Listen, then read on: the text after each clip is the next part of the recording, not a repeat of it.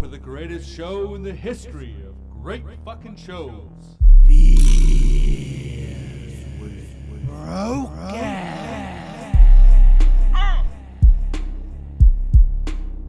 come on. Yeah, come on. Son of a bitch. Okay, here we are in Studio Civic Hotel, 48th floor. I got Ali G. What up? And I got Billy, also known as Jim Eaton from Crackass, the Surrey movie. Welcome, Jimmy. Welcome, Jimmy. Hello. Jimmy Eaton. And he's eating a pizza right now. Jimmy Eaton yeah. is eating a pizza. Oh, yeah. Yeah. Okay, I just want to go into something real quick here before we start off here, Billy. I actually ran into your dad. I believe it was probably like 1987. I was 11 years old. I was coming from the pit with Dave Lucas on our bikes. And we were riding our bikes and we were doing some tricks around this rig that was parked in like the behind the paper shack or near the paper shack in that parking lot. Octopass? So yeah, that's right. That Jolly Max. Jolly no, Max it was for the everybody. active pass at that time. But I'm just up giving there. everybody this Jolly Max now so they know what we're talking about, right? Yeah, by the Fast Eddies. Mm-hmm. Yeah. So your dad's yelling at us, and Dave Lucas gives him the finger. Absolutely. I see this guy in a rage come running for us, like full tilt. And I remember pedaling. I was so tired already because we just went on a 2-hour bike ride. But I remember pedaling, and your dad was almost grabbing me. Like I probably 3 or 4 inches from grabbing me. Shit. Yeah, so that was kind of funny. What a prick. Yeah. Yeah.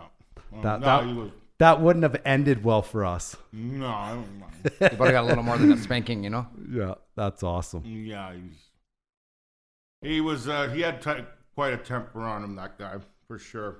Yeah. Growing up, seen this ridiculous behavior, just fucking flying off the handle for no reason, right? Like, if he didn't have the things, he was a control freak and shit. He was a control freak, so it was all about control. Yeah. And I witnessed a lot of shit. A lot of was crazy like, shit. Yeah, it was ridiculous, but it was What nothing about, I could really do at the time. no, right? absolutely. You're just But a kid. I remember when I took kickboxing and shit, and I was like 15 years old. Yeah. I started taking kickboxing. I went to this really rough gym out in Scott Road, and I remember he told me like my job was to walk the dogs and make sure the dogs always took like their went to the bathroom or whatever out, and the one time I said to him like I already did that, right? And I said I back talked. And he got up off the chair, like came at me so quickly, and he like put his hands around my neck right away and squeezed. Right, and I was like, "Holy fuck!" Right, this guy's squeezing the life right out of me. Yeah. And I was looking at him. I was like looking at him. Yeah. When he was doing that, and I said to myself, "I can't wait till I grow up. You're fucking dead meat. Yeah. You're fucking dead meat, man. I'm telling you right now, you're fucking dead meat." Like that's what I was telling myself inside. For sure. In but my head. That's pretty common when you got like a father that's slapping you around when you're younger. That you know what I mean. That's common. You wanna go out there and you Yeah. constantly think about it. You're in the backyard, punching trees or doing whatever you can to get yourself ready for that next time that the hand goes around your neck. Absolutely, what I mean? absolutely. Yeah. Tell us a little bit about the incident. I remember I'm walking from Victory's in the back there store, so I get a slush and a bag of chips. Yeah. And then I go there the next day, and I see a rig that's right through the fucking. There was a Volkswagen where they work on the cars there. I believe it's still there. Yeah. PG Performance. Oh, that's right. Yeah. So what's the story behind that? I was like, I think I was on my big wheel or something at the time. Yeah. I think. And I was like pedaling to go to school or something. Yeah. And fucking this truck, the truck that was parked in front of our house. Yeah. With a trailer Yeah. connected to it. fucking going down the street doing Mach 1, man. And I'm like, what the fuck? As it's passing by you. This thing is fucking like rocketing. And fucking see my old man jump out of the fucking door and fucking roll like out of the fucking thing like a stunt man. I was like, what the fuck? And the thing just ran right through the whole fucking building, demolished the whole fucking building, man. It was like some runaway scene train, out of a man. movie, man. It was fucking psychotic. Oh, that's beautiful, man. Yeah. So basically, they were test driving the vehicles up and down the road. So your dad had a little altercation with the big guy there, the German guy. Yeah. He fucking would.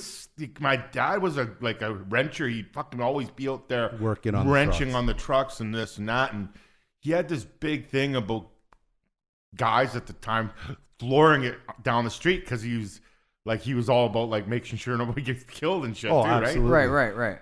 So he fucking like on many occasions he'd just take his fucking crowbar out of the cab of his fucking thing and just hum it at cars driving too quick. You mean the car's coming down the street and he just picks up a crowbar and throws that thing? Just right off the front windshield, that's man. crazy. I was like, what the fuck? That's There he goes crazy. again. Oh boy.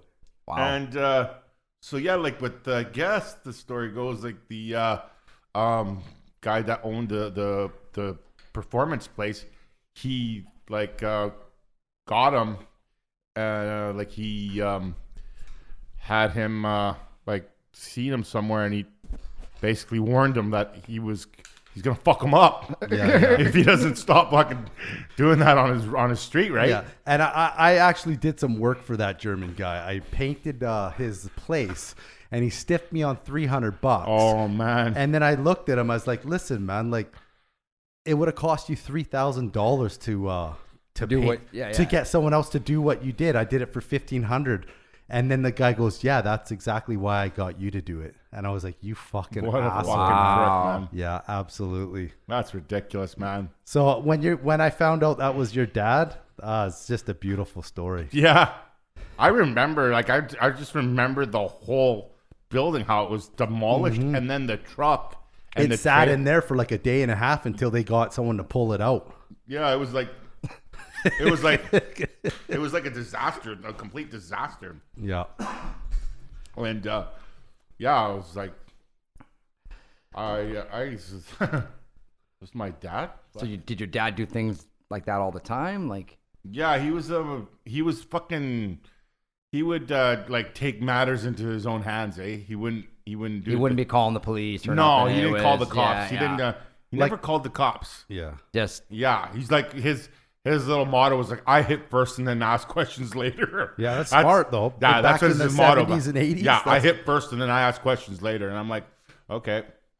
So, but he kind of like told me like when I was younger that he looked at me and he's like because like I wanted to be tough too. Like I wanted to grow up to be tough, right? I'm gonna grow up to be like my dad and be tough, right? Like, So- you don't have it. And then he's looking at me and he's like, you don't got what I got, right? My old man tells me I don't got the goods, right? I was like, that fucking what? You were cunning, though. Cunning is fucking like you wouldn't even yeah, believe. definitely. Fox, like a I fox. remember going to Victories and you'd be outside there and be like, "Hey man, you got $1?" I'd be like, "I'm flat broke, man. Like, I see you walking into your house and stuff across the Right, street." right. And he's like, "Hey, next day, hey, can I have your ice cream?" I'm like, "What the fuck?" And then I walk in behind you one time and I see you grabbing all these candy and food.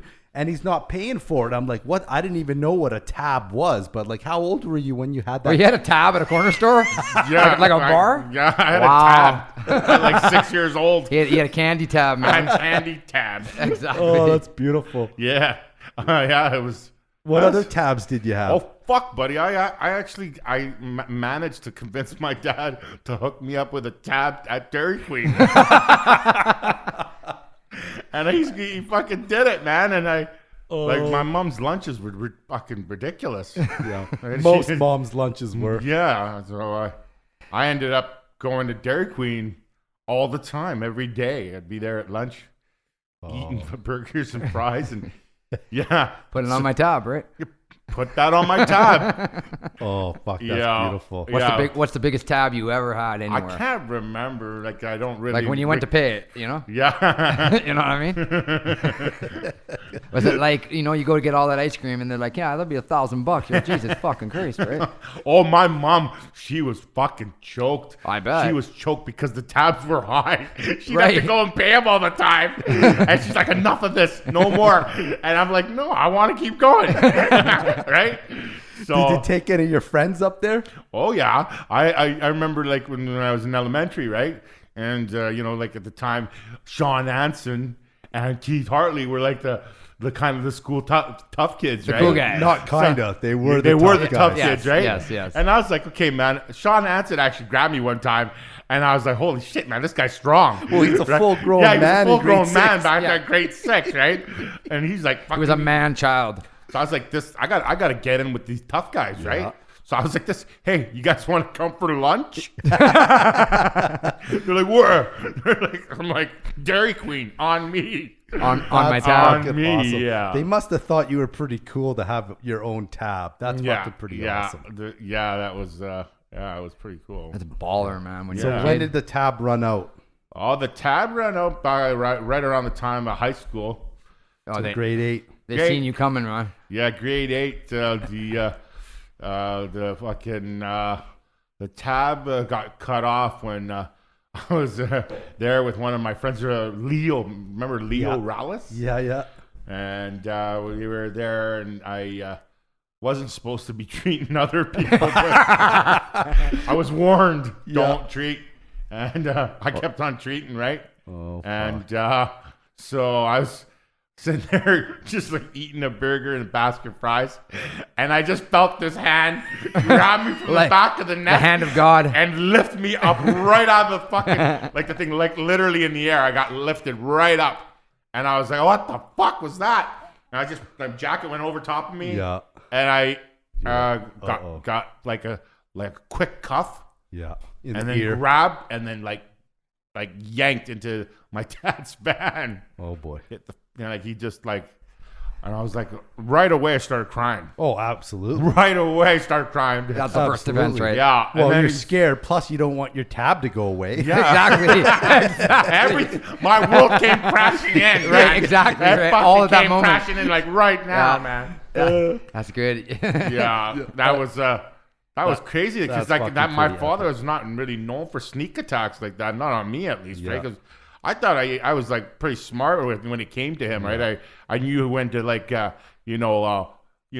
Avoid them. You knew his I schedule. knew how to play the game because like he was so like, I don't know what the word is, that he was very like, he was a violent guy and he was angry, and so I knew how to touch on like The softer side. keeping it like I wouldn't show my anger or my fear. Like I would kind of throw like humor at it, and I wouldn't avoid him.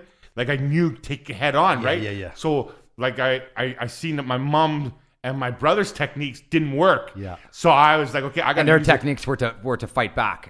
well, not fight back, To argue. but not even argue. Like it was like these like kind of like showing them like support, like instead of like fucking like instead of like being mad and like closing the door and like and avoiding them and crying and all this shit that would happen. Yeah. I would like, okay, I'd go right up to them and I'd be like, like smiling and shit. I put on a different face. Yeah. Because you were always funny. yeah, because I could see the other methods like my mom used and my brother used didn't work. Yeah. They weren't working. So I was like, okay, smart. I got to use a different method. I got to throw, and I was like a kid, like I was like 11 years old. I'm using psychology now. That's right? crazy, bro. Right? So I was like, fuck, okay, psychology time, and I threw it at him, and fuck, the guy would like literally, he'd go from angry to handing me over an American Express. Like, go get your shit. Go buy whatever you want at the store. Yeah. I was like, what? Yeah. Well, I'm about to fucking go to Foot Locker with American Express. A little bro. reverse psychology. I was like, this is fucking working, man. Right? Reverse psychology is what you were man. doing, man. So Good. it was it was okay that way. Like I had shit growing up, right? Like I had like I remember wrote about this. Like I had like You were spoiled. I had a TV in my room when I was like 7 or 8 years old. Yeah. But Yeah. 17 years old, and you had a TV in your room. So I'm not 17. Like I was like Seven. I had my first wow. TV, and Atari's, video games, Coleco. I'd skip school to go to my room, and there would be no one at home, and I'd get like a can of like Chef Boyardee, and I'd be in my room, and I'd turn on the TV, and I'd watch Dukes of Hazzard. I always I like Dukes of Hazzard, right? I watched Dukes of Hazzard. I got addicted to Dukes of Hazzard. And I love that show, man. Oh, that show was a good show, though. Great show. And so I got addicted to the TV, and I kind of lost in that world, right? I had this really like this kind of connection with it, and I mean, that's awesome. What was your school? Your elementary school years like say grade 6 and 7. Elementary was like because you were pretty destructive even at that age, right? Elementary was a real kind of like a playground for me. Yeah. Even in kindergarten was a major playground for me. Like I didn't want to pay attention to anything. Yeah. And the teacher in kindergarten pretty much said we're going to fail Billy. He's failing. Oh boy. So my old man and my mom get in the truck or whatever that was, like a car. I don't know. I can't remember what it was, but they get me into kindergarten at Invergary. Remember Invergary? Yeah. And behind it? Yeah. And my dad takes me in there, and they sit me down, and the teacher's like, there's nothing we can do. We got to hold him back. And my dad just kind of leaned in on her and quietly said, I'm going to put a gun in his hand when he's 18, and he's going to come kill you. If you don't pass him. That's what he said right to her. And I was like, what the fuck?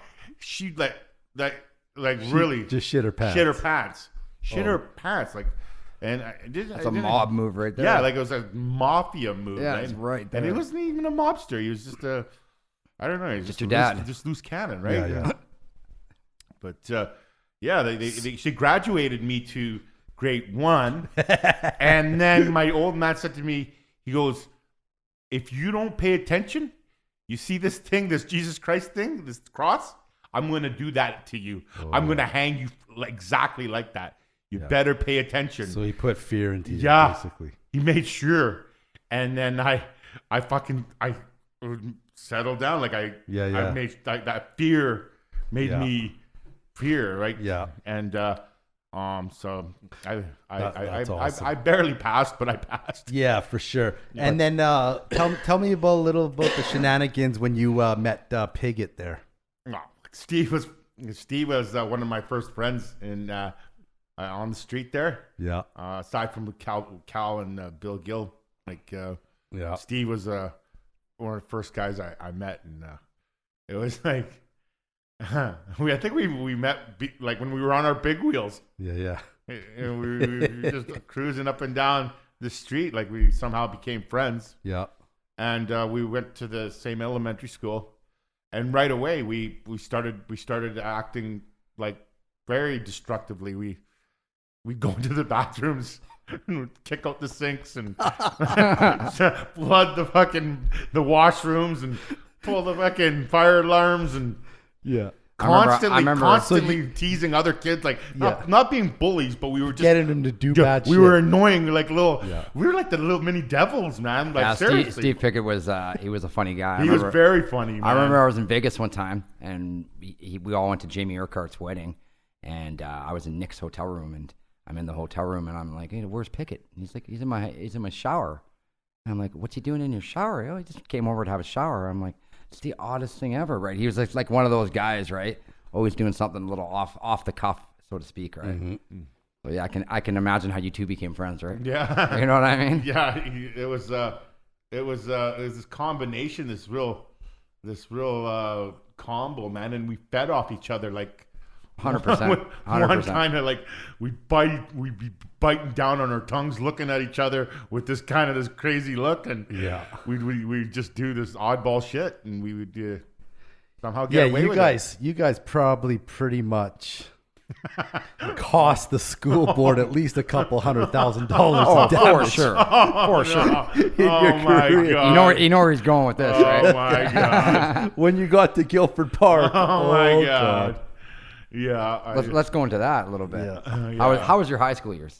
I remember walking in. I think I was grade 8 or possibly grade 9, and I'm in woodworking class, Mr. Spencer, and everyone's looking at Mr. Spencer's talking, and I hear this, and then like Spencer's looking around like, who in the fuck's making this noise, right? It's Pigott and Bill sawing the fucking bench right in half, the vices, like, Right. the corner, so 30 inches, boom, one's down. So when the class starts walking around, Spencer looks, there's fucking all these vices are on the ground. And fucking, that's so bad. it was brutal, so bad, man. Thinking about that fuck, now, did just- he hate you guys? Oh, he hated you shit, guys. man. Yeah, he didn't like me too much. He 'cause hated everybody, though, I to be got other honest. people to do my projects and shit, and he was Yeah. pissed off about that. Yeah. And another time, I watched you guys. I watched people crying when they came to get their projects for Mother's Day. What happened? Do tell. I walk in and I see Billy doing the tongue through the little that plexiglass. I know where people exactly do what the you're talking about. varnishing, I know exactly. And he's like this, and I hear. He's in there for probably 5 to 7 minutes destroying projects. Holy Grade 12s were crying. You know what I mean? Guys that some of those projects you had to pay $800-900 for the rosewood, all this beautiful They were like wood. bread holders. No, not and shit like that. These were the big boys that were making these beautiful fucking clocks and wall whatever. pieces. Oh, And really? shit, right? And Billy destroyed probably $4,000. And what was the reasoning behind destroying that? I can't. I don't recall those exact.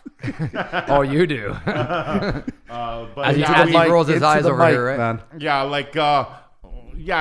me and Steve, we really did some stupid shit, and I actually regret that a lot. Right? Do you think that Steve pushed you to do that, or was it like a dual We idea? fed off each other. Yeah. Man. We called each other the destructive clan. We started our own clan. Yeah. And there was we had You a guys following. would have been YouTube sensations. We had a following In the era of YouTube, for sure. Yeah, we wanted 100%. attention. We got a lot of attention, and Yeah. I mean, that's not. It is what it is, Yeah, man. it's It is just- what it is, It's right? high school, so and bad, honestly, it's man. funny as hell. You're not like that anymore. Tell us Yeah. about that time you ran into you and Steve were racing around in the cars after the what bar was that again? Oh yeah, we The came Dell? out of the Tremors. Tremors or Ponchos or something like that. Mm-hmm. And here he is, right, rushing to his car, and he's like, his tongue's out, and he's like sideswiping my truck with his truck, like while I'm not even there, and I'm trying to get in the thing, and he's just like doing damage and peeling off the quarter panels with his truck, and I'm like, you fucker, man, you're gonna get it. So he gets out of there, and peels out of the parking lot, and he thought he was in the clear, right? Yeah. And I was like, I fucking got this guy, because my driving skills are pretty damn good. Yeah. And I waited, man, and I came around the corner, and there he goes. He just drove by.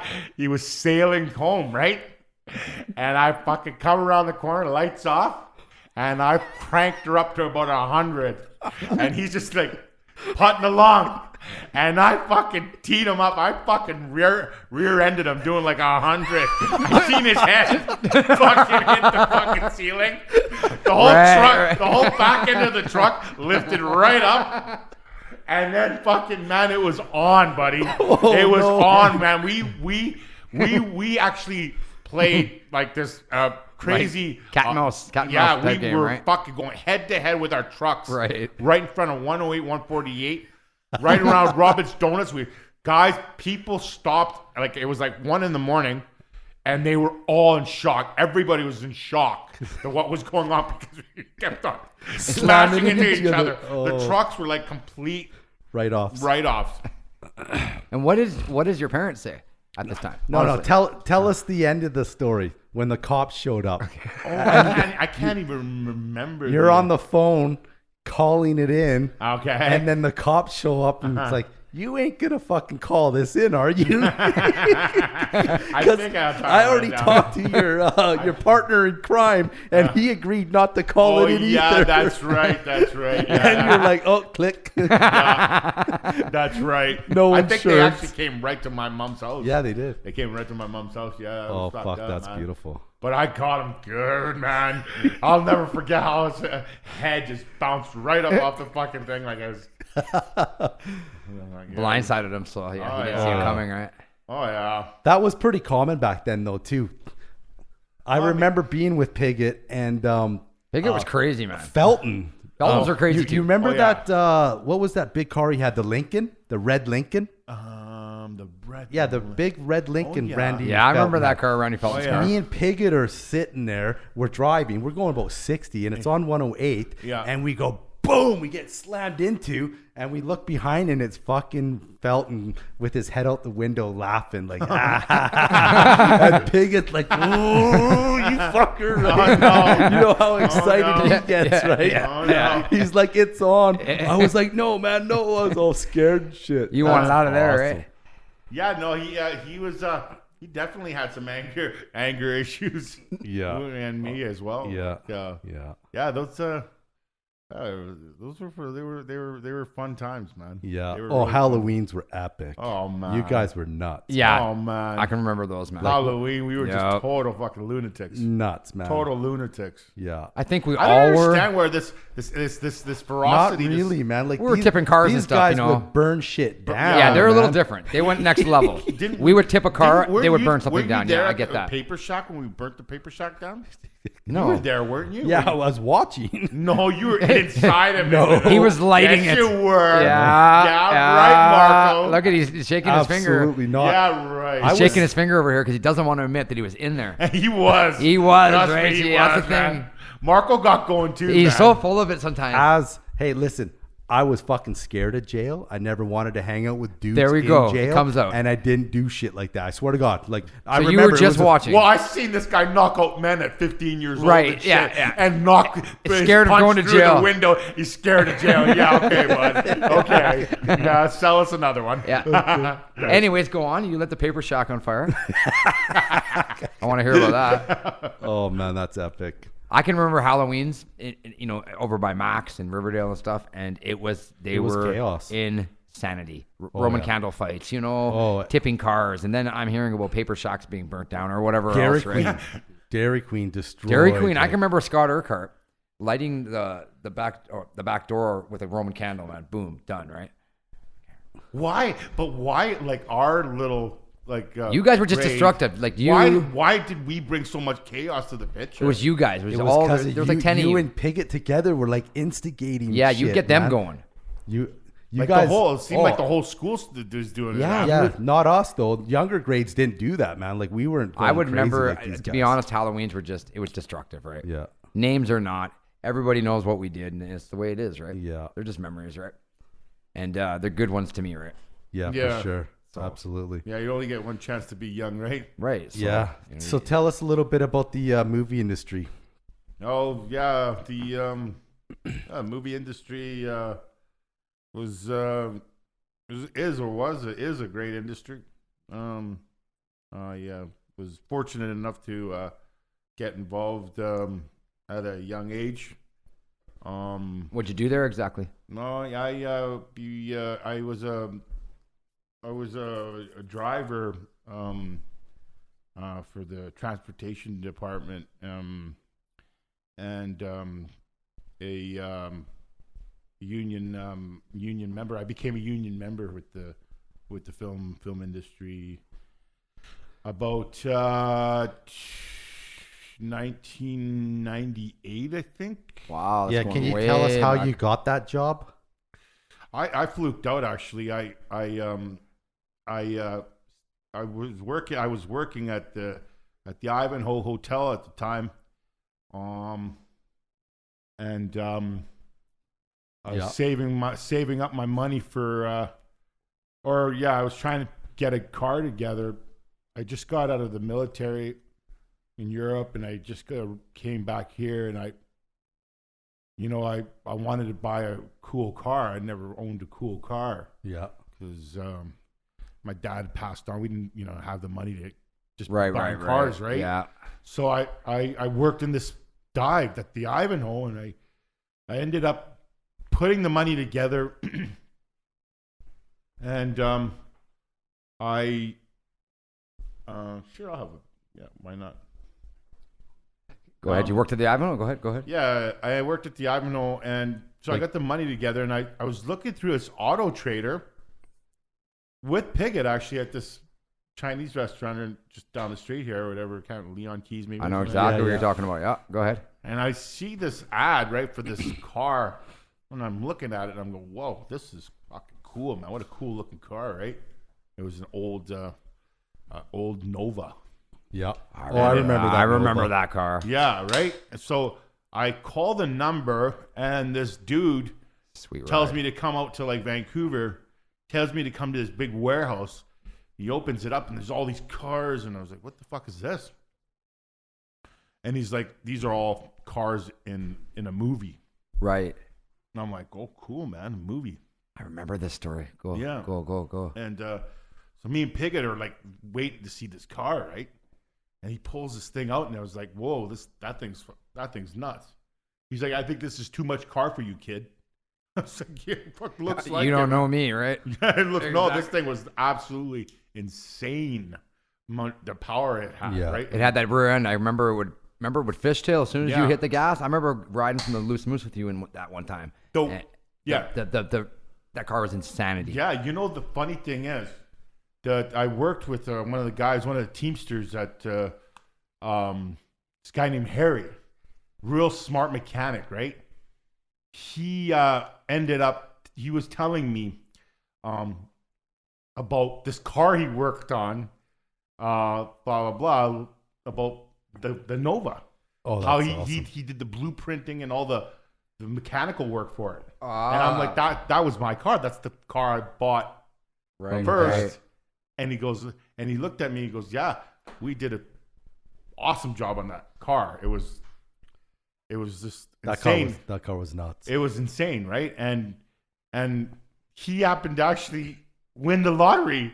Harry Black, he wins the lottery of all like things. 25 million or something, yeah. right? I was like, I felt good for the guy, man. I was like, he built the car, so you knew what you had, right? Yeah. Kind of thing. Oh yeah. That thing was awesome. It was insane, right? Like I was really, taken back by its like power and the look it had, and it was too much car for me at the time, but it actually got me introduced to that guy, to the the whole way of getting into the actual movie business. Yeah. You got to know it's who you know. It really is. Kind of, sort of at the time, a little bit of intuition and a little bit of like, You got to be aggressive, man. Billy, the thing about you were always aggressive. That's true. You were grinding. Always grinding. You could lie your way on to getting a job. Right. Yeah. Like that's how fucking aggressive this guy was. And then he would figure it out when he got there. And a good kind of cunning, honestly. Oh yeah. That's a good quality. That's a good quality, honestly. You got to be a little cunning and a little, That's shrewd, what I did when I first got my license, because I didn't have my father to teach me how to drive the trucks. Yeah. Like I was, he was dead, and so I had to find out a way to get experience. All right. So I call up these places, these big dump trucks, and I'd lie to their faces. I would tell them I got 5 years experience, and they're like, okay. And I'd show up, no experience at all. I just got my license. Right. And they're like, you're driving this thing. And the thing was a super monster truck with like trailers and like very complicated system that you can just destroy their trucks, man. Just destroyed their trucks. Destroyed them. Like I didn't mean to destroy them, but just in the process of learning, 100,000 pounds, you better know how to shift. You better know how to this and that. And quick. Yeah. Oh fuck. Right. I was like applying the brake at like 18 speed, and oh my god. The guy after a week, he's like, "You killed my truck." I did that a few times. Yeah. Just to gain the experience. Yeah. But you really weren't trying. It was just in the process of. Well, yeah, if you don't know how to Trial and drive error. it properly, you Right. gotta kill it. Yeah. You were really trying to do. You're not your gonna job. really try to destroy the truck Of like you course. did Credit King. Right. Oh, you got me there again. Yeah. I knew this was a roast. You walked This into that. guy's roasting me, man. You walked into that one, huh? No. He's roasting me. I'm Yeah. not roasting you, man, but tell us a little bit about that epic Credit King. Credit King, yeah. Well, that was, another one of those high interest loans, fucking Yeah. bullshit thing or whatever Yeah. that I got myself involved in. And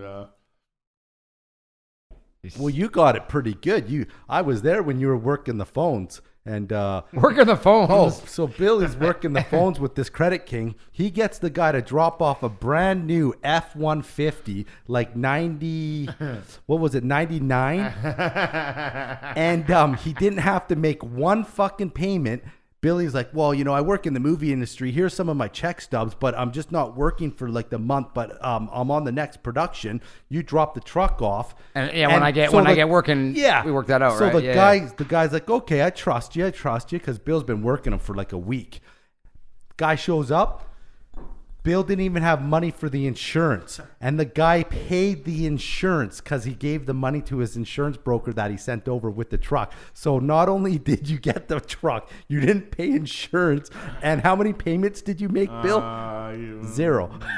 what a fucking guy, man.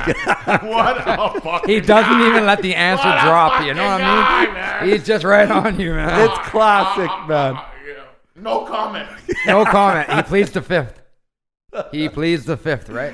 I remember that. That's another one of my, inconsistent behaviors of. Yeah. We all do it. Yeah, I was a We little all do bit, it. selfish. Yeah. And I wanted to get the best of all worlds, right? Like I didn't want to pay bills. I hate paying bills. Yeah. And I like having money in my pocket to do what I want with whatever I need to do with. But Yeah. Do you remember taking that truck 4x4ing before you dropped it off? no, actually, but I remember when they sent the repo guy out to get me, and these guys were surveying me. Yeah. And I was like, okay, man, I'm not stupid. I parked the vehicle away from the house, and so Yeah. anyways, I got this guy tried cornering me with And boxing you in. boxing me in. We got in a high speed chase, and I outdrove the guy, and he ends up spinning out in an intersection. He had this big dually, and I took off. I got the better of him, and I see him spinning out, and I was actually going to work. Yeah. So I get to the studio. I'm like, I'm gonna get this fucking guy right now. Pick up the phone. Hey, motherfucker, I said. Nice job. I said, nice. Did you try to get me? Did you get me? Did you get me? I said. He's like, oh, we're going to get you. I'm like, you'll get me when I want you to get me. I said, bud. Okay, so meet me at this time. I'll have the truck over there. Come pick it up. Right? Yeah. So I just Gave it back gave to him him. back after a while. But like, you know what I mean? Like I saw the money that they were coming to collect off you. It was like what, $23,000. It was basically a brand new truck. They said you destroyed it. The frame was crumpled. Everything on this truck was destroyed. yeah, I mean. Oh, that's fun times. It's not very good of me to have done that kind of shit. But Yeah, but it is what it is, man. That's what we did when we were kids, I right? I got this this philosophy that better off taking your frustration out on things than people. Yeah. I can see that. Yeah. You know what? Like for me, Yeah, you just damage things. If I'm at a point of a no return where I want to just snap, let's say for example, I'm not gonna snap on an individual or people. Yeah. I try to be nice, polite, but what I'll do is I'll get something that I own and I'll just fucking smash it. I'll chuck it out the window. Yeah. Like, you know what I mean? More self-destruction than... Yeah. I see. Which still kind of is not good because you need things in order to advance in life. You need things. Right. Yeah. But things don't have feelings, right? You know? I've And, single-handedly watched you bust or destroy like 7 or 8 cell phones. Yeah. Because he didn't know how to work them. tantrums. I throw little tantrums and shit. I really relate the cell phone. I got this thing that the cell phone is real, like it's just a little weaselish little thing. Like It definitely is. It's really changed the world. It's changed the world, and it's taken the art out of the whole television thing. Like it's now people have their head down in their lap watching their smartphone YouTube crap. You know, it's really made the artistic side of entertainment go downhill. I agree with that. There's no art anymore. Just pump it out. It seems like the phone is people's god now. It's everything. Well, it's basically a supercomputer in everyone's fucking hand. Yeah. So. That's exactly it. And it stops what we're doing right here. Yeah. These conversations, these good times, and they lessen and lessen. They do. And lessen, right? And, you know, I say that, for example, I compare, because I like comparing, right? I compare, like, I'm trying to write a book. I call it 300 Battles of whatever. 300 Battles of whatever.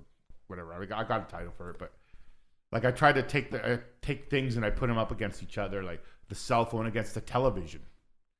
You know, like when you're with friends, you know, like when you're with friends, you know, you can hang out and watch TV together and just talk, right?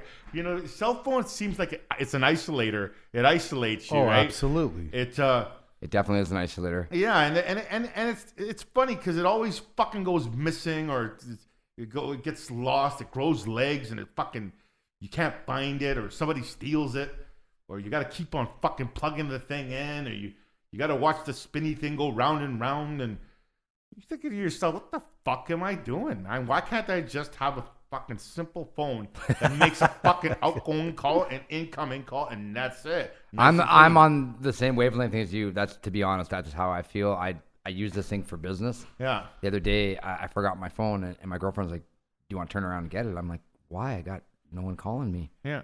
Who like, fuck do I need the phone for?" Yeah. You know, or people are like, "Hey, well, can you take my number and call me on Messenger?" I don't take Facebook when I leave the house. I don't need it, right? I got more things to be doing. You know what I mean? It just, I don't know. I'm not one of those guys. It's an interrupter too. And you know, and another thing, it's like, you know, how many deaths has this thing actually caused on the roads?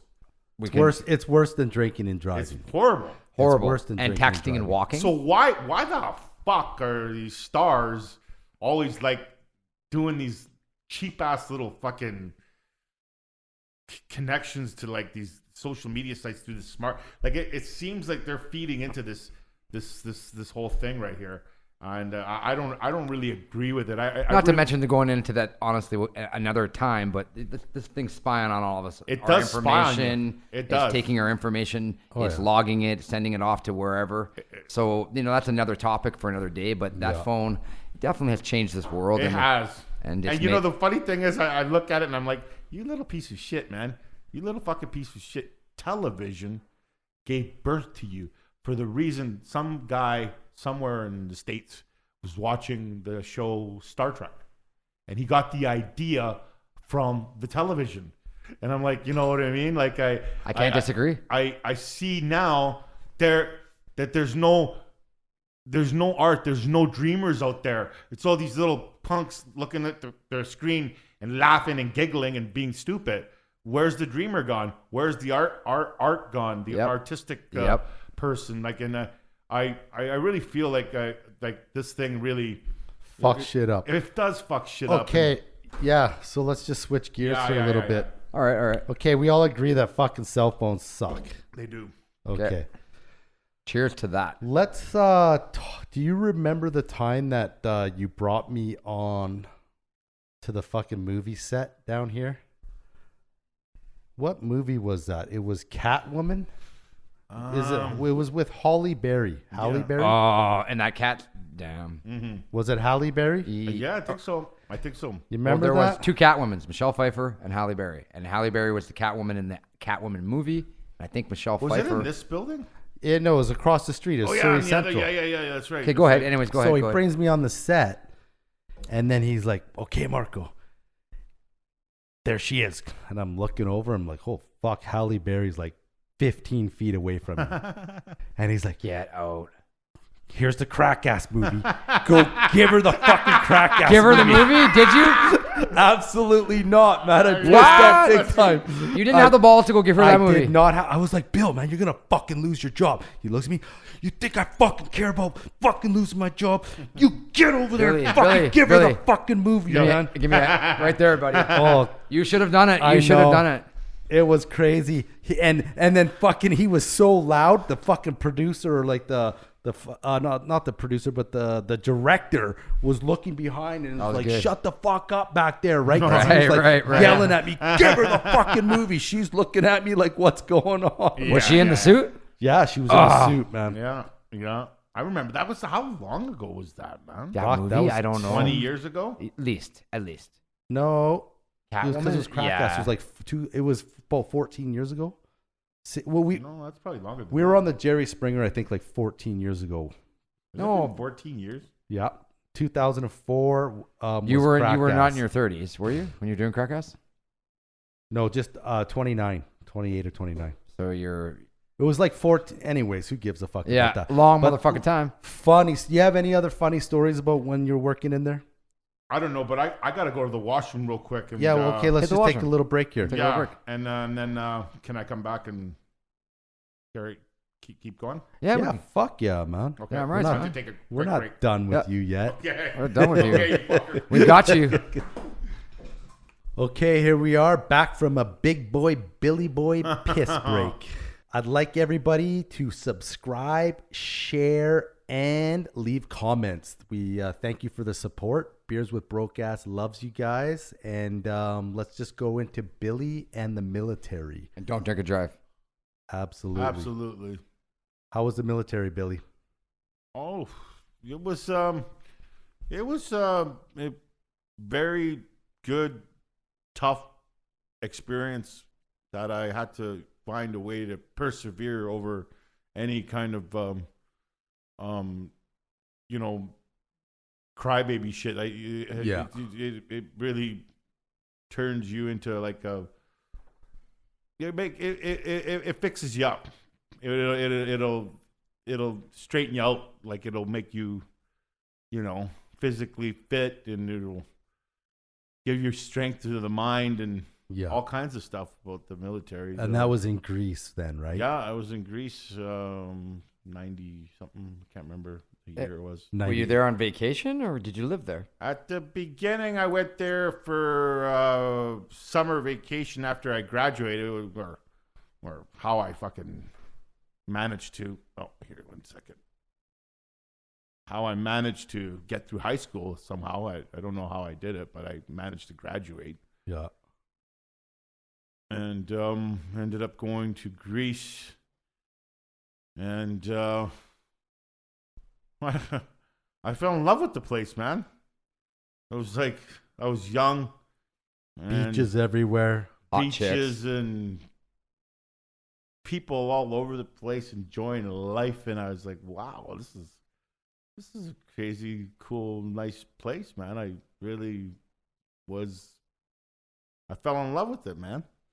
And so it was time for me to come back, and I didn't want to go. Yeah. I didn't want to come back. I wanted to stay. And the guys were saying, you have to do military if you want to stay. And, everybody's telling me, go back home. This is not a place for you. Yeah, It's not here. You're just looking at it one way. And I didn't understand because I was a kid. And so I thought life was like that all the time, but I didn't really see the struggles of what people go through there. And Yeah. it's a tough place to be. Greece is fucked. Fucked. So I ended up coming back to Canada for a month. I see my mom. I got drunk on the plane. I came off the plane. I was drinking on the plane. I got out. My brother was waiting for me, and I was playing the role, Mr. Suave. I was a little suave guy or whatever. And it gives you this I don't know, Little just swagger. swagger and all kinds of I don't know. It's just this different vibe altogether out there. So I had to report back to the base camp in Athens, somewhere outside of Athens, like a couple hours north of Athens.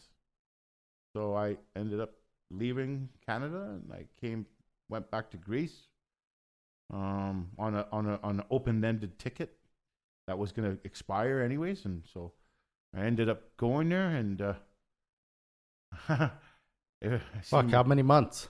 fuck, I think it was like total 8 months in total. I did. Wow. I did like full military training. We're talking. full meal deal.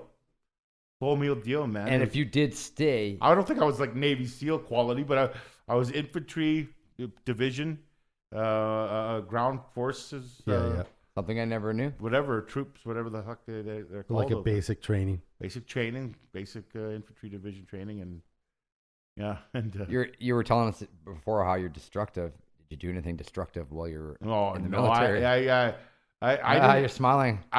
There's nothing like I had turned a different leaf altogether. I was more into like the Greek thing and the you know, I was still a little bit of a prankster and a jokester kind of guy, but mostly I had a lot of fears about things.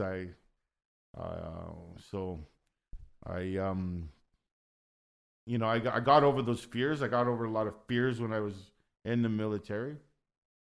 And, yeah, I mean, yeah, you know, because at the beginning, this one guy that I met there at the time, he told me, you know, he goes, at the beginning, I couldn't go through with it. I was like, I can't do this, man. I cannot do this, man. I remember a couple soldiers would come out in the roll call and right away say, "Hey, we're requesting a leave or something, right?" Yeah. And I'm like, "What are they doing? How do I do it? Right? I can't do this, right?" And the one guy's like, he's like, "You got to do it." He goes, "You just do it.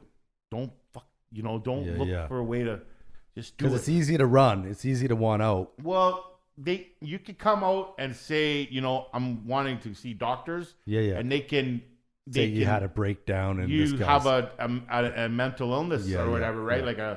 Like it's like, you know, they give you a piece of paper saying, you know, you're done. You're not fit to go through the military. And I don't know what happens now, but at the time when you take a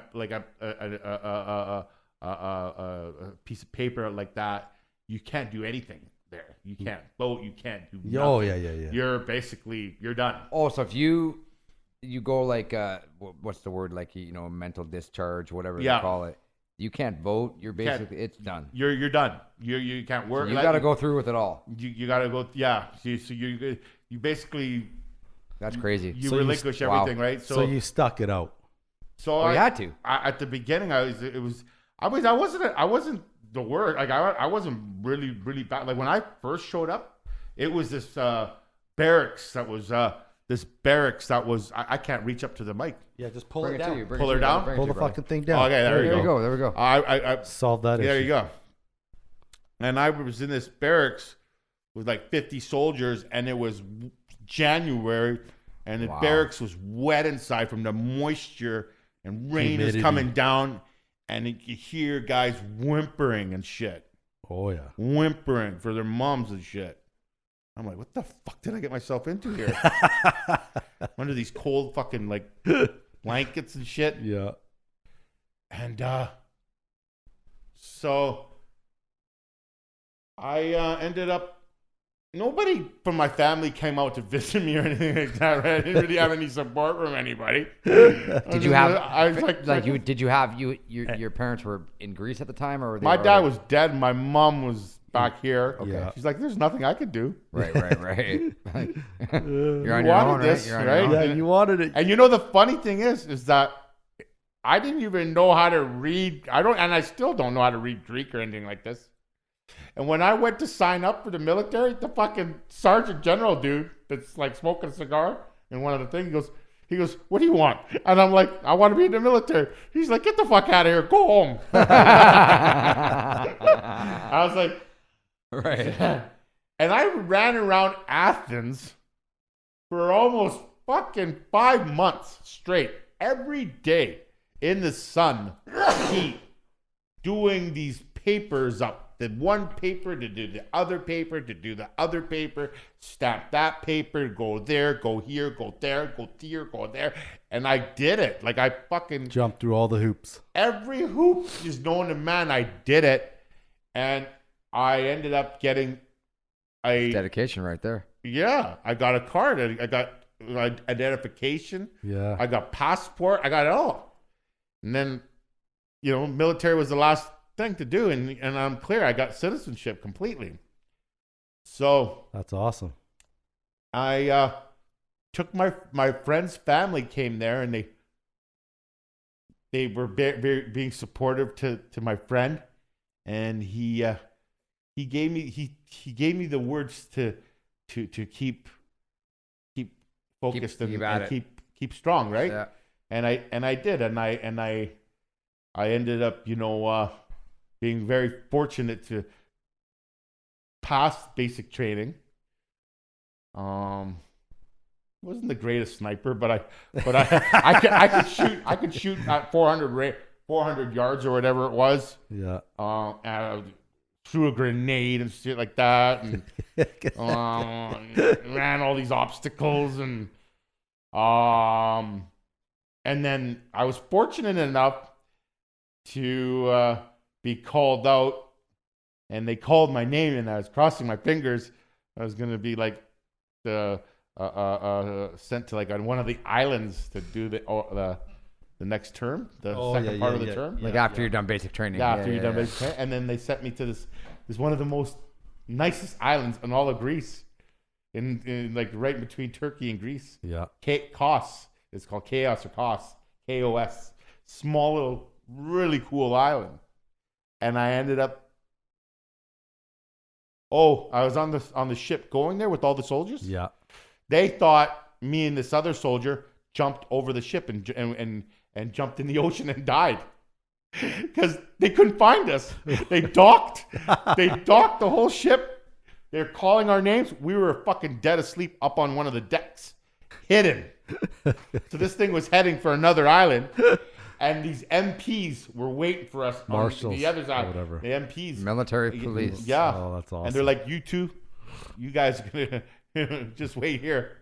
And apparently, they made the other soldiers do aerobic dances and shit. Yeah. And they're saying when we find this for Jodas and this other guy, it's all their fault. Oh, so everyone hated you guys. Because they were doing like calisthenics. Yeah. And you were Taking a nap. Yeah. Yeah. Billy likes his naps. So I ended up going to the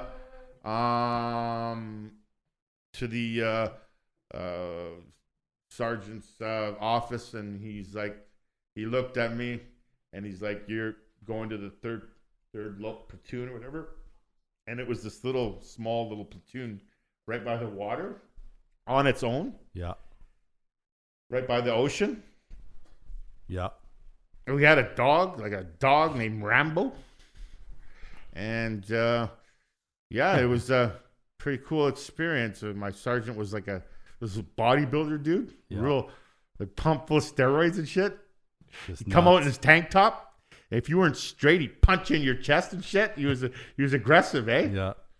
And he humiliated you and shit. And this other sergeant would come out and humiliate you if you weren't fucking you're all humiliation, right? And shit. So when you're in the military, why didn't you continue? What? Because he didn't need to. He's finished. He's got his, so once you got his citizenship. Oh, so it's your choice at that point. Yeah, I finished. I did my term. Yeah. And they said, you're done now. So it's kind of like being in Russia. Same thing. You got to do a term in the army in order to maintain your citizenship. Yeah. Microphone to your Get lips. your microphone up a little Sorry. bit. Don't be sorry, man. It's all good. How about that? That's pretty We're decent. good. Fuck, man. I remember. So did you? But being homeless, living on the streets was another kind of like. That's harder than being in the army. I think so. Absolutely. Like, because now you're not in the bubble. You're not in the they don't make meals for you in a mess hall, and you Not have structured. Well, it is if once you get to learn how it works. Once you learn how it works, then you can know the system. They have a system in place in Vancouver for people that are homeless or are living on the streets, and the system's good. It's like $2 meals, showers,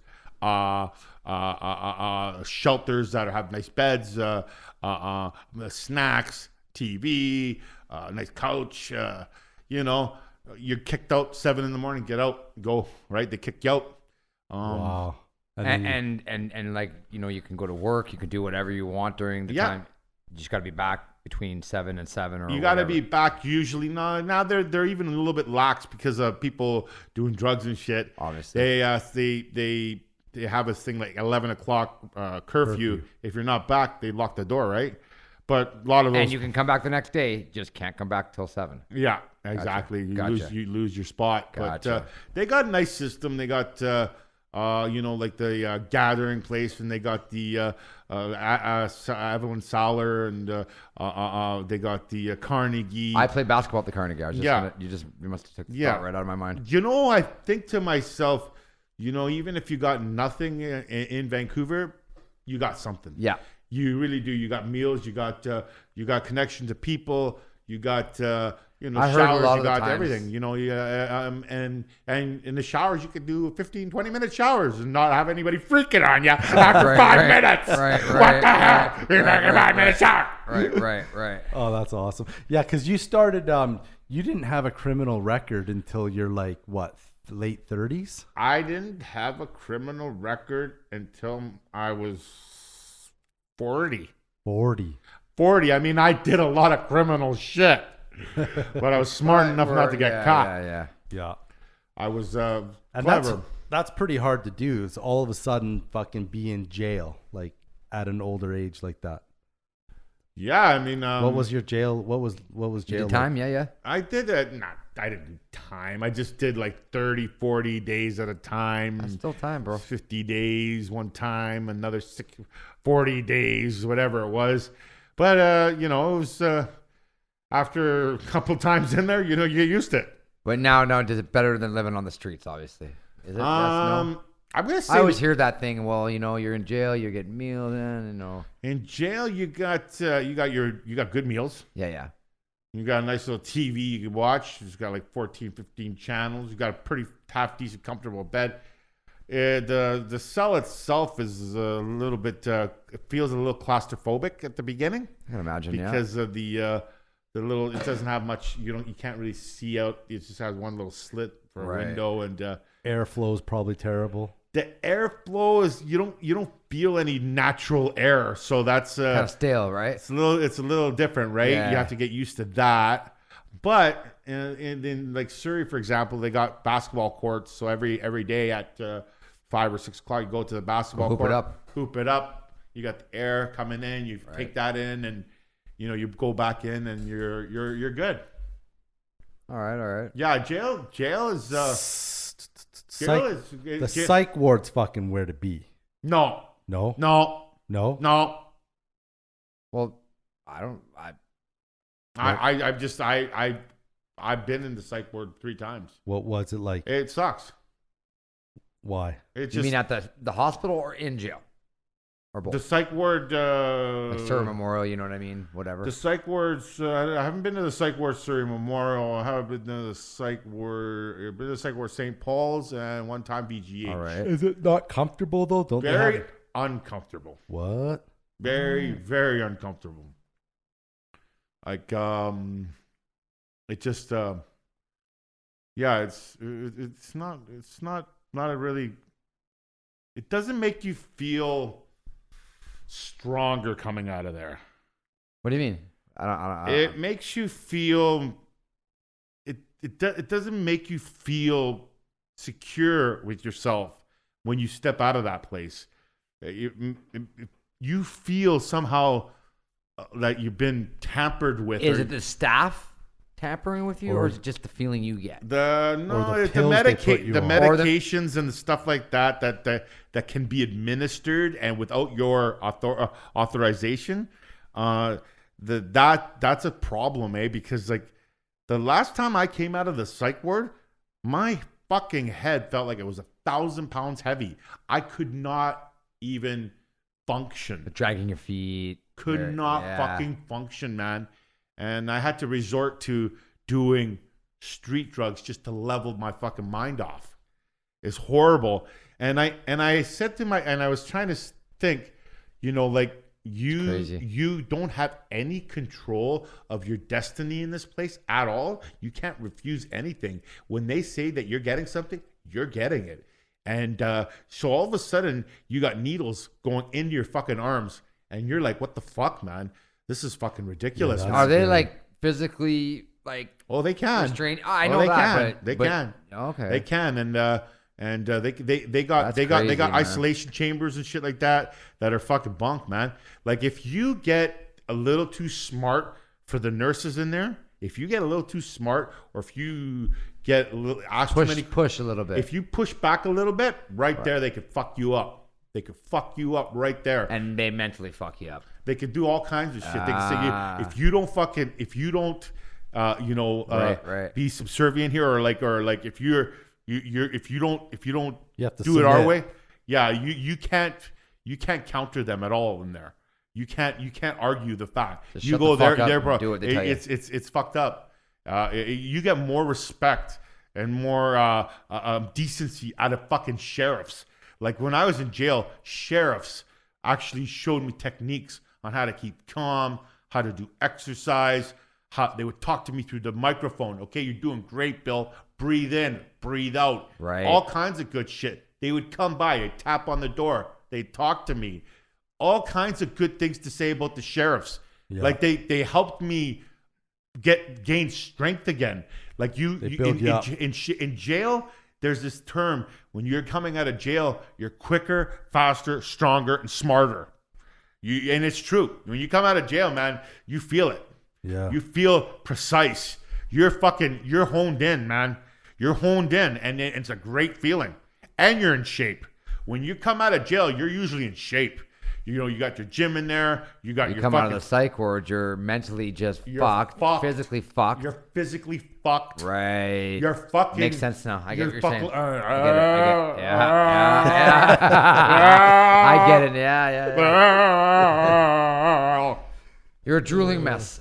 Not good. Not good, it's right? Not good, and and this is not just happening to you; it's happening to everybody. Many people have no say when it comes to mental health here, and I'm not going to say anything about British Columbia or anything like that. But once you're in the system, mental health, you basically relinquish your rights to a doctor.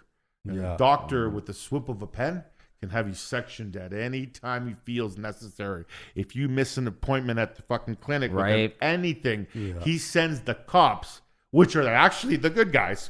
The cops, they come to the door. And they've come to my door, knocked on my door, asked me how I was doing. They say, there's nothing we could do about this. You have to come with us. Yeah. And they've taken me away from my domain. They've taken me to the hospital. Where you feel safe, and take you somewhere where you definitely don't feel safe. Yeah. And the officers themselves would look at me and go, we don't see anything wrong with you, Bill. Unfortunately. You need to take your medication. You gotta. We have to do it, and not only anything. Then when I got taken to the hospital, then the psychiatric part takes over, and they just leave you on a bed, thinking and not talking to you and not showing you any support. And you're like, what's going on here? The bedside manner is gone, thrown out the window. Your rights gone. You haven't broken a law. You haven't done anything wrong. You're just struggling. You're not even struggling. You're at peace with yourself, for fuck's sakes. Right. Like the last time I got sectioned, I was totally at peace with myself. I wasn't bothering anybody. I didn't argue with anybody. I didn't fight with anybody. I didn't fucking debate anything. I was fucking cloud nine, and I was calm and collective. And because I told the doctor I don't take medication because meds have this adverse effect with me, she stepped away from like where she was examining my leg because I had cut my leg. Yeah. And right there, fucking the security guards wrapped around me in a circle, and they fucking took the drapes and they fucking throw them around you, and they're like, "Sir, you're not going anywhere." What? Excuse me?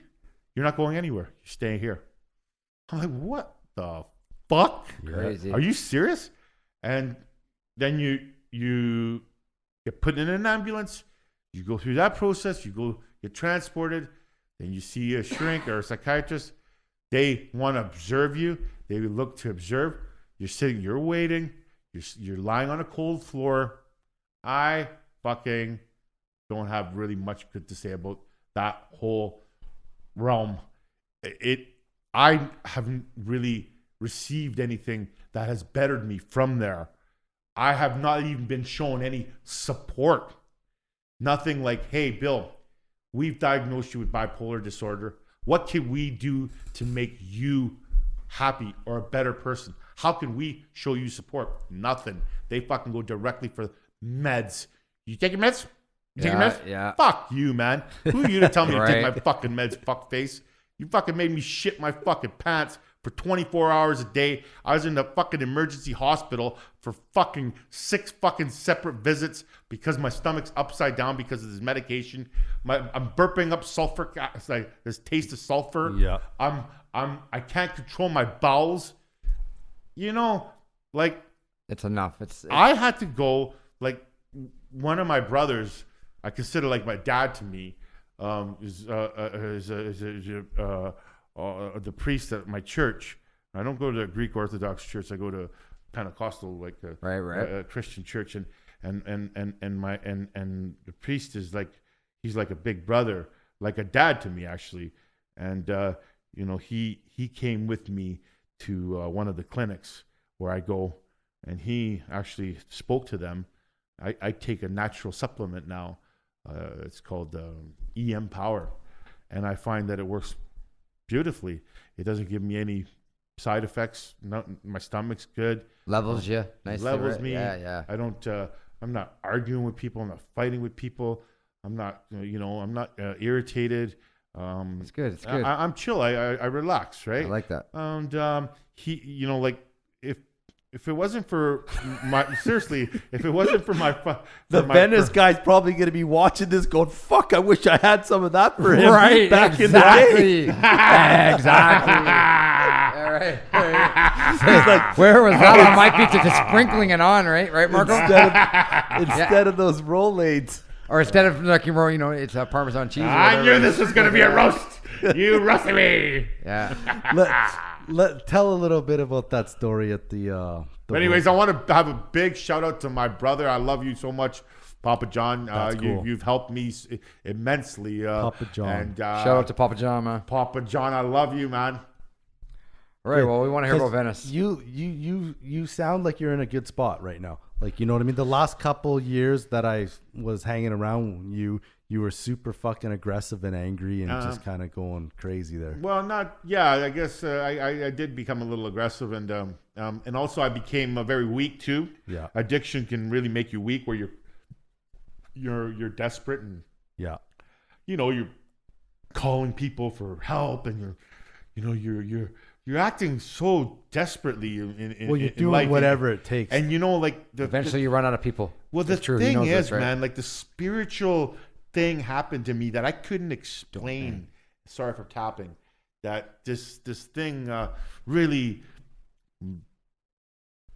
worked me into shape, man. Like it really helped me, and I feel like it was like this higher power, this spiritual thing that really gave me the boots. And I always say to myself, I love the spirit that helped me like that.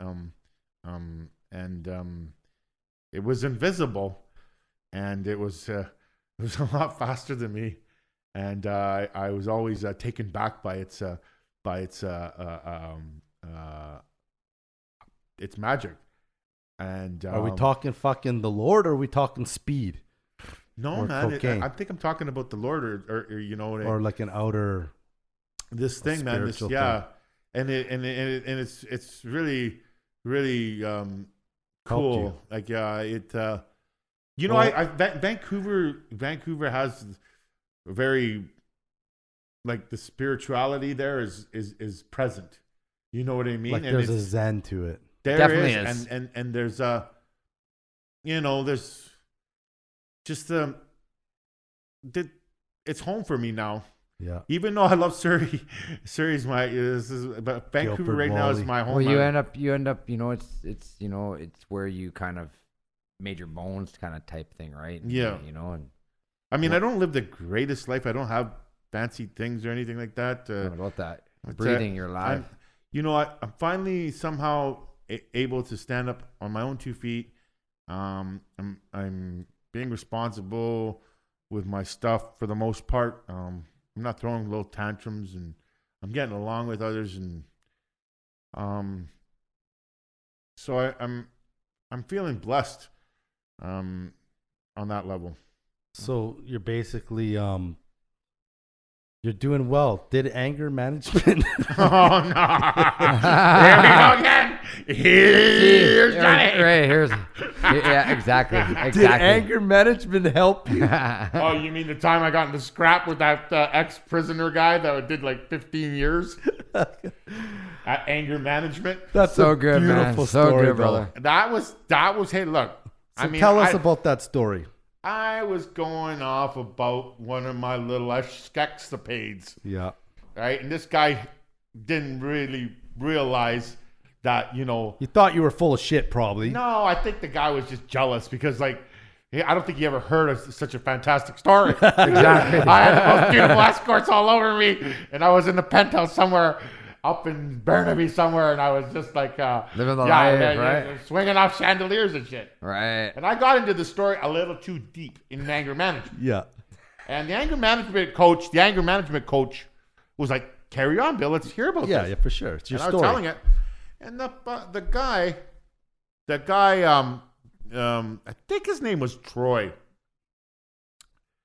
He jumps out and lashes out in group. I don't want to hear this fucking goof talk anymore like this. He goes, he's such a grumpy fucking guy, right? I go, excuse me? He goes, you heard me. I go, that's a pretty big word there, tough guy. He goes, yeah. And he's like, fucking, he's like he's gonna sick, like he's gonna jump down my throat. So I was like, okay, he'd already said he'd done 10 years and stuff. Yeah. And so, you're automatically scared of, somebody that does that kind of time. Yeah. You think this guy's, Maybe a shit kicker. could be, Or just 10 straight years crazy, in jail. right? Yeah. So the facilitator, at the time, actually a pretty good guy. I forget his name again, man. Damn. Let's just call him Timmy. Oh man. Okay, it'll come back to me. Timbo. Okay, let's call him Timmy. Just call him Timmy. Uh-huh. So he got you to keep telling your story. He tells me to come. He tells me to come back into group because I was outside, and I come into group. And right away, he says, "Carry on with your story." Oh, that's beautiful. So I carry on, and this Troy guy does the thing again, and he starts coming at me this time. So as he's coming at me, I took a step backwards, which is usually my technique.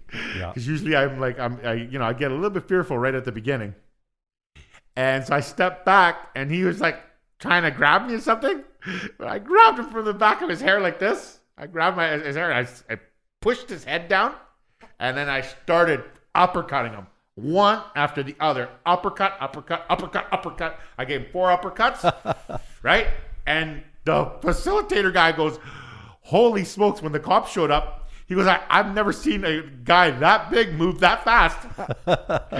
And I was like, I was regretful that I had to, use that kind of shit. Because, like, I'm not saying I'm a shit kicker. But you don't want to hurt anybody. I don't want to hurt people, man. I'm more about having fun and cracking laughs and telling stories and being having good company and shit, right? Yes. Who wants to fight and stuff, right? Like fighting's dangerous. And you were always like that though, super funny. yeah, I mean, I feel like life should be about humor and shit, man. It should be about funny. It should be about having fun and laughing and smiling and shit. Yeah. So yeah, so that happened there at anger management, which was a little bit of a. I guess it means you took a little more anger management after that, right? You know what I mean, yeah, right? oh yeah. A few more classes were in order, so to speak. That's beautiful. Yeah, I've seen you a couple times get pretty fucking angry. My brother Papa John, he's helped me immensely become a less angry person. I don't know why I'm angry. Maybe I don't have a big dick or something. Maybe I don't know what the No deal tap is. in there. Sorry Tappy about that. slappy. But that's an inappropriate comment actually. I don't know why I'm angry, but I think it stems mostly from Addiction. not even that. No. It comes right back to the weight thing. It's Yeah. always the weight thing for me has been a battle that's been going from the time that I could remember. I've been battling it with diets and all kinds of shit, and I've won the battle, then I lose the battle, and I win the battle, and It's I a lose tough the one, battle, and that battle turned me on to cocaine. So when when we were hanging out, we watched TV together and stuff, but the depression from the weight and thinking of it, that I'm ugly and I'm not, I don't deserve to be happy and all this stuff. Look at me. I can't believe how I look. I just don't Self-hatred. Yeah, I just don't like the person. I look at the mirror. I just don't like that person sometimes. Yeah, I just I don't even like looking in mirrors a lot of times, and so I shy away. And so the cocaine was a real good remedy for that. Let me tell you. Made you outgoing. Ooh, yeah. Because I know that. Cocaine right? will. Yeah, I know. Will solve that problem Oh, instantaneously, and it did, and I fell in love with it. I love cocaine. Cocaine is the best. It's such a good drug. It's such a good drug, but it's so destructive. Yeah. And I tell you, I thought I was destructive. Cocaine is the master at destruction. Oh yeah. He's the mastermind destroyer. So it's really hard to play that game that you play with cocaine.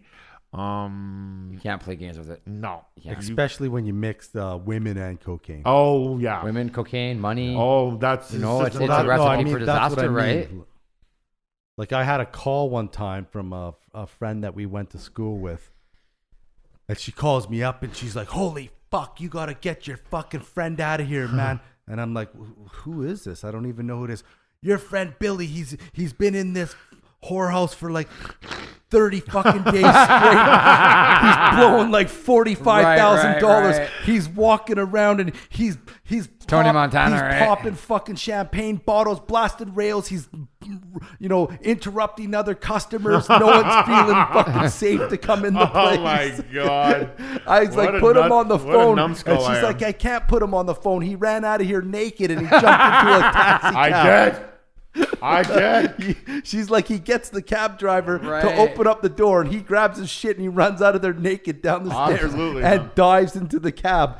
So I show Head up first Yeah. into the cab. So I let Bill fucking shake it off for about a day. I show up at his house. I'm like, What a terrible human being I am. That's Or not- was. that's- it's terrible. not that bad. not So that I bad show at up. all. I'm like, "Billy, man, are you okay? Like, what the fuck's going on?" And you're like, "Yeah, man, I just got to stop fucking partying so much, man. The women is killing me." It solved my feelings of not liking life, though. It was it did wonders for me, and it gave me a life back to some degree because I didn't even have a life before the depression was so heavy for me. Yeah.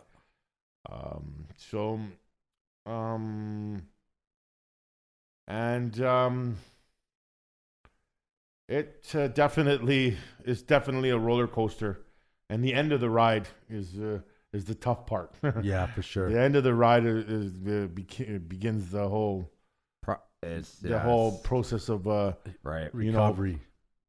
fixing yourself or going through what you're going to go through And facing what got reality, you there. What got you there. Reality, Right. And you have to go to you got to go right to the precise issue at hand in order to solve the riddle. Definitely. And then it's crazy, but most definitely. I mean, the weird thing about cocaine is it graduated me to the speed.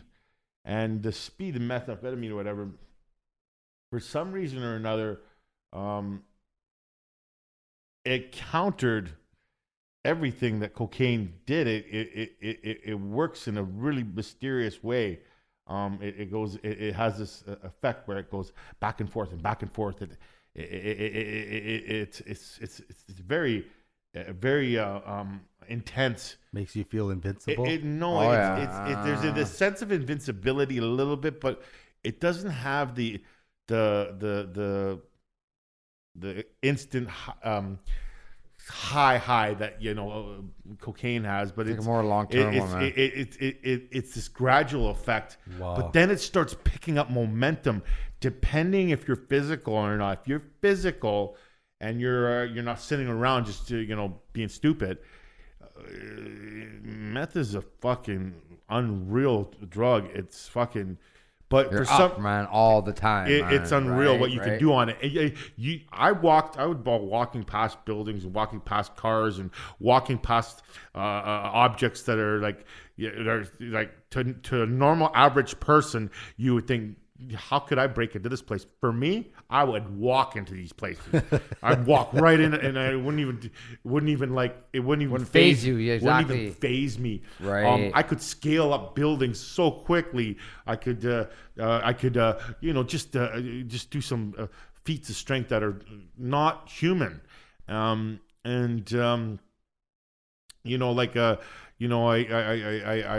thought that this is a great way of losing some weight. You're messing with the human endorphin, right? I mean, this is a great way of losing some weight. A lot of people were on the speed train. Oh, I remember I'd be at the gathering place, and I was like, I'm gonna go for a nice little jog now. I'd sniff just a small little line of speed, just small. And then all of a sudden, I get going a little bit, and then I get a little bit more. It goes, and it picks up momentum. Well, you're also getting the endorphins from running, mixed with the speed. Yeah, it's a recipe for wow. Right? Yeah, it's unbelievable. So I mean, 'cause I run all the time, right? Yeah, naturally, right? So I'll give you an example. From downtown Vancouver, I started one time in the snow. I ran from downtown Vancouver all the way to the border and back with no water or nothing to the truck crossing. I ran to the States and then I came back. This is insanity, bro. That is fucking ridiculous. And I wish I could do that in real life. And then your flexibility for some reason or another, I don't know what happens to your pathways or whatever, but your flexibility after being up on meth for one day, your range, man, is unbelievable. You can contort your body in any way, and it doesn't matter who you are, what you are. It's really well, they gave that shit to fucking people in the wars, right? So definitely did 100%. And I'm just like, again, it's something I shouldn't be glorifying, but it's how it made you feel. But it has helped me counter the real. I'm gonna use a real shitty word here, but being almost a pussy. Cocaine almost made me a pussy. Scared of my own shadow. Yeah. And paranoia. It's true. It does. It does. Really. You could be. You lose. You could even lose your manhood completely off that shit, man. You know what I mean? Yeah. You know what I'm saying? You become I don't swing any kind of weird. I know what you mean, though. You become a little bit of a bitch, right? You can. Exactly. You right? can. So you can. I get what you're saying. I get your get analogy. a little bit fucking. You can get a little bit fucked up because the highs are so intense, and it keeps needing money, and you remember the times when you're in a hotel room and you got a phone. So that's the easy way of doing drugs. The way that I found out how to really do drugs is not have anything, not have any money. Be outside, be it be winter, and go, okay, now you want to do some drugs? Do it now. See what you got. Exactly. Let's see what you're all about, big boy. Right. Let's see what you're all about. And I found out what I'm about. And I found out that I can and will persevere. I can stand my own ground. Yeah. I did, and it wasn't the drug. It wasn't the drug. Like I fought my way back to being a little bit, to finding my spirit again. Yeah. It's insane. It's a very insane world. I reflect a lot on things in the past for some reason, and I don't know. I always look up at the. There's always this really. If you come downtown, there's always, like, I won't say always, but ever so often there's this really beautiful moon. And it just shines down on Vancouver. It's phenomenal. Yeah. And I look up at it, and I always think to myself, I shouldn't give up on my dreams. Yeah. Never. You know what I mean? Yeah. Like, I look up at it, and I'm like, I tell myself, man, that thing's awesome, and I have a connection to it. Yeah. It's it actually it means the world to me. I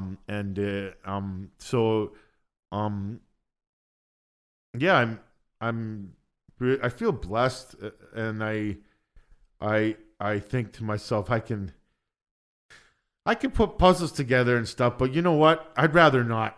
Yeah. Right. You know what I mean? Like, actually, I'm not even that good at putting puzzles together, because I tried that in jail, and but I can have theories about different things, and I like letting things be the way they are.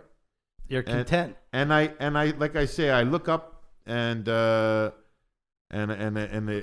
really makes me feel that I should carry on trying to become somebody maybe one day, if that's possible. Absolutely. The worst thing that anybody can do is fucking just give up on life. Like, that's the worst thing. You got to have dreams, man. Yeah. Baby steps. Yeah, but baby steps. Take some baby steps, man. Like, I want to be like, I for some reason or another, I want to just jump back into the big kind of fast lane kind of lifestyle again. But I mean, if it doesn't happen, it doesn't happen. It's not the end of the world. But sometimes the slow lane is nice too, man. Yeah, it really can be, right? It's okay. But no, I mean, yeah. Like, I just, like, it's hard to explain, man, but I tell you, man, I feel like something touched me that was, like, so cool. And I remember I was acting like a complete fool one day, and I was somewhere in Breakbeach, acting like a fool, and coming out from one of the paths there, and this freaking angel out of nowhere grabs my hand. She grabbed me by the wrist. This blonde, really athletic, very strong looking, grabbed me by the wrist and walked me to this bonfire where these people were around it, and they were really. Was her name Larry? Larry?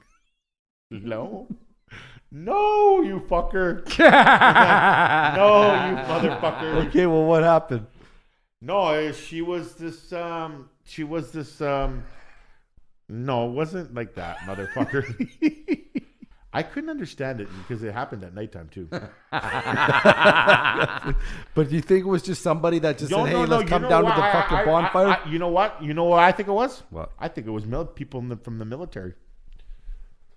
Because I had done this walk in a state of psychosis. I would go into psychosis, and I'd go on these fucking walks, and I'd go along the shoreline, and I seen military exercises unfolding in front of me. And I was like, holy fuck, man. Wow, that's fucking awesome.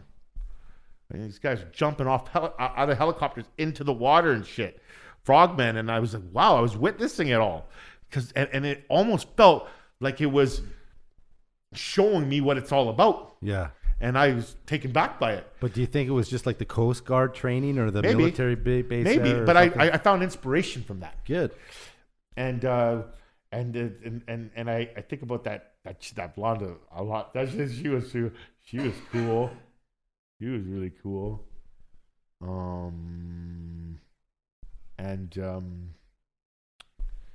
You know, so I think that I want to try to show a little bit of respect back to that spiritual force of nature somehow by trying to make an achievement in my life. Yeah, or for sure. Trying to go for the goal in my life. So I'm not sure if it's possible. If anybody, I know it's not going to happen if I sit around and jerk off all day. I'll tell you that much for sure.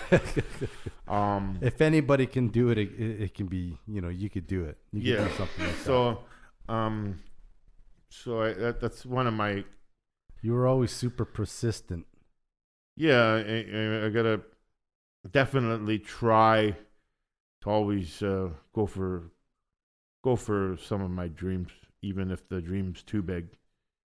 Try at least. What else? I got nothing to lose, right? I'm pretty much almost dead. Ah, fuck, we all are, man. Well, I'm almost dead, right? What? So, I mean, we're not spring chickens anymore, Exactly, man. I never said that, but 44. Fuck. 44, man. There's lots of years left, man. And Crazy. I really want to say something right now that like is really, might be a little bit too Go ahead, heavy man. right The now. mic's But yours. I feel that one issue that I don't that I talk about with my friend is abortion. Yeah. That's very, very bad. I think that's just my opinion. Yeah, but you know what? it's like Humans are fucking bastards. If you But just I agree with that, Marco. We ruin this planet. We destroy each it, other. Yeah, destroy each other. but babies are so pure. They're such a pure thing. Why would we kill them? That's the thing, right? I just because we kill everything. We're designed that way somehow. I guess You know what I mean? Not saying I agree with it, but I do agree with it. I know It's that weird. there's a lot of really ugly practices with all that kind of stuff, Yeah. like selling of parts and all that kind of shit. Yeah, so I don't agree with it, but I mean I don't want to get too deep about shit either, right? Yeah. Yeah, that's one little issue that I try to show a little bit of support to with my friend. Yeah. But I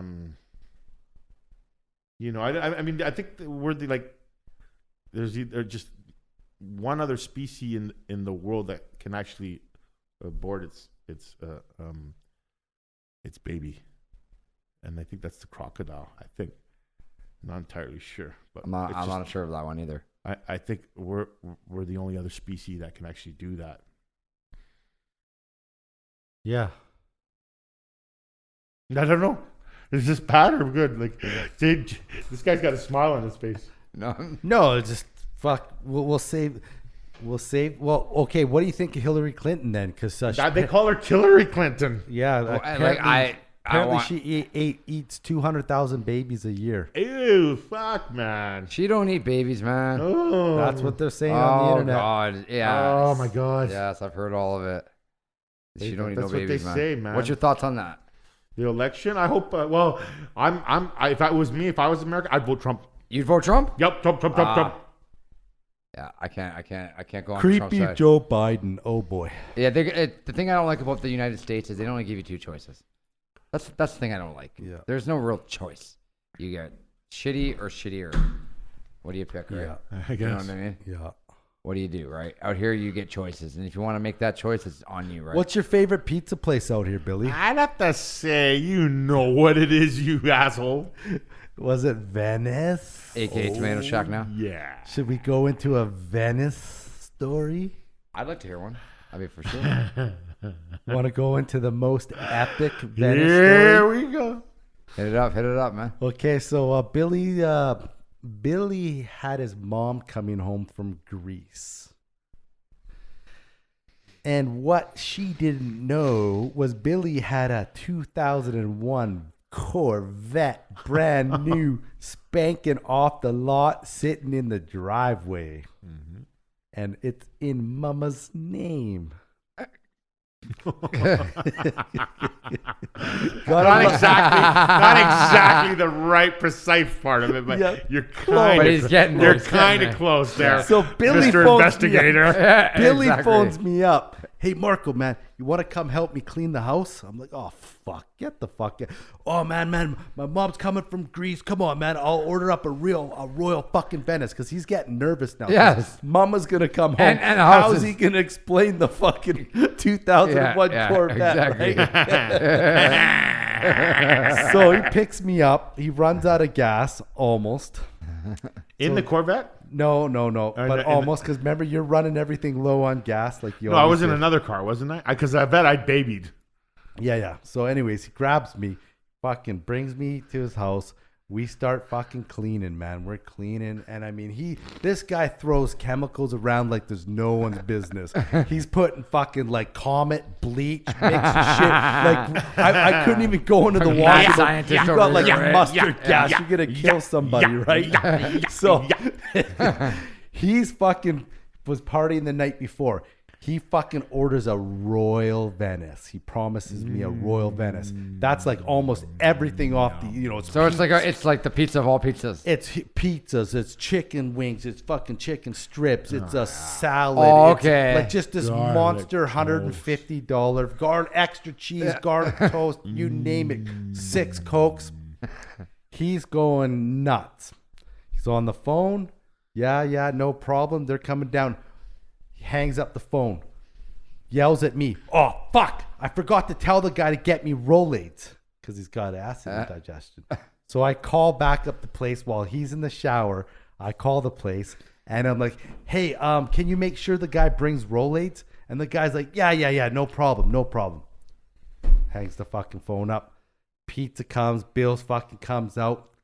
He's all showered up. He's feeling good. He's fucking ready to roll, eat all this food and shit. He's like, oh, fuck, I need those Rolaids. Where's the Rolaids? I go, the guy told me to tell you to fuck off. Get your own Set me up, Marco. Right. Get your own fucking Rolaids. Bill goes, what? Because he didn't believe me at first. I go, the guy told me, get your own fucking Rolaids.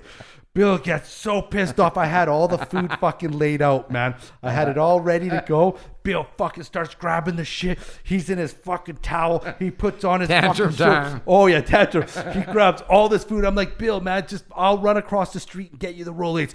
He's like, that's not the point. No one disrespects me like that. When I fucking... so he's on... Right. He's on God. He came out. Yeah, he's on the phone. You motherfucker. Yeah, if I fucking tell you to get me Rolaids, you get me fucking Rolaids. Boom, smash. The phone is fucking smashed. He smashed the phone. In pieces. Oh yeah,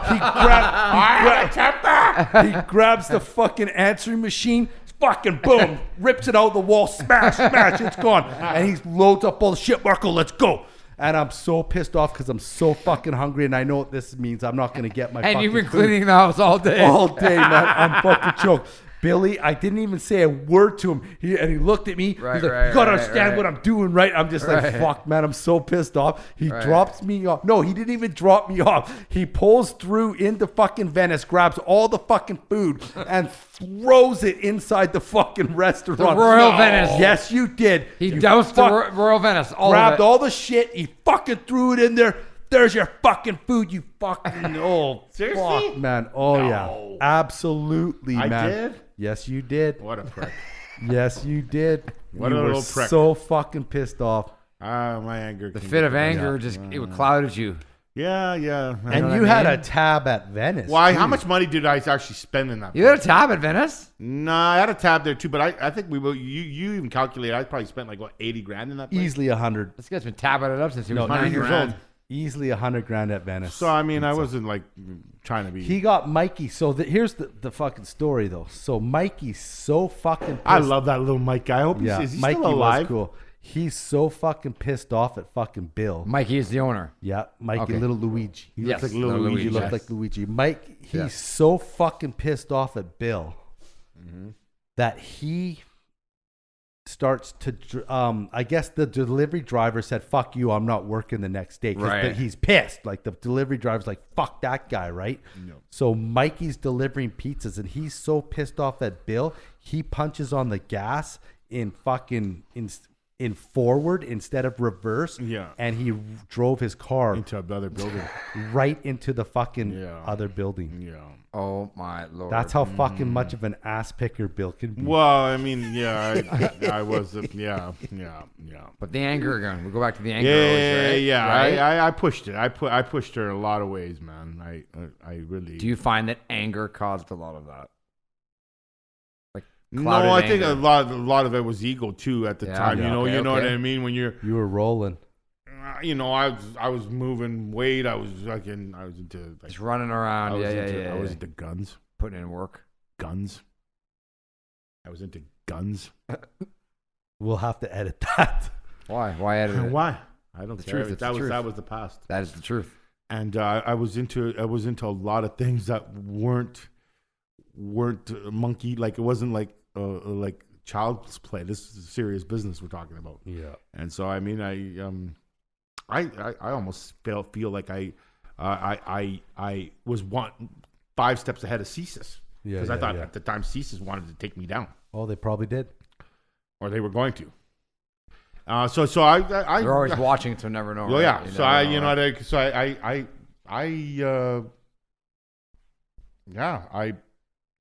I guess when you're doing all that kind of behavior and you're thinking like that, you know, you have probably, you know, get tendencies of being just a little stupid too, right? Like Right. I think that was a real stupid thing of me to do for something so petty as a fucking Rolade. Yeah. That was, you know. But hey, I've had acid indigestion. I could kill people too. Right, exactly. When it exactly. hurts, like, You're just like, it's hey, like- motherfucker, you bring Oh, that yeah. fucking roll later. We're going to war here. We're going to fucking war. Rolades. This is brought to you in part by Rolades. Exactly. Takes By away all your heartburn Rolades. in one little tablet. Yeah. Rolades. Oh, that's fucking beautiful, man.